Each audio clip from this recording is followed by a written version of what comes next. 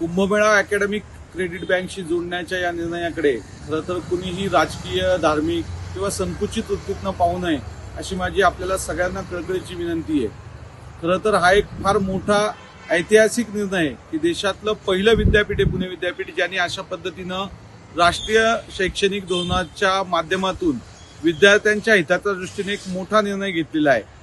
खरं तर अनेक लोक वेगवेगळ्या पद्धतीचे याचे अर्थ काढताय, पण लवकरच पुणे विद्यापीठ या संदर्भातलं एक सविस्तर निवेदन आपल्याला करणार आहे की नेमकं कशा पद्धतीने पुणे विद्यापीठाचे विद्यार्थी हे कुंभमेळ्यामध्ये काम करतील, त्यांना कशा पद्धतीने अकॅडमिक क्रेडिट बँक दिलं जाईल याची एक सविस्तर मांडणी आम्ही लवकरच करणार आहोत।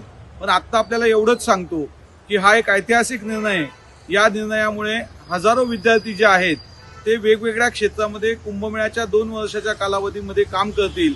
मग त्याच्यामध्ये माहिती तंत्रज्ञान, व्यवस्थापन, वैद्यकीय, स्थापत्य, NSS, NCC अशा अनेक वेगवेगळ्या फॅकल्टीचे जे विद्यार्थी आहेत ते प्रत्यक्ष अप्रत्यक्ष शासनाच्या वेगवेगळ्या यंत्रणांसोबत काम करतील।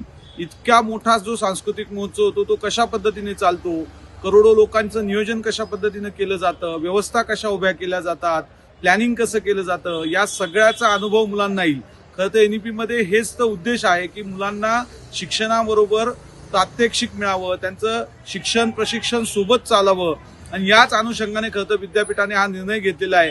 याच्यामध्ये कुठलंही धार्मिक जी प्रक्रिया आहे ती होणार नाहीये। त्याच्यामुळे मुलं काही प्रत्यक्ष धार्मिक कुठल्या कार्यक्रमात सहभागी नाही होणार आहे, तर सरकार ज्या पद्धतीच्या व्यवस्था उभ्या करतं, ज्या पद्धतीचं योजना आखतं त्याच्यामध्ये प्रत्यक्ष काम करण्याची संधी मुलांना या निमित्ताने मिळणार आहे।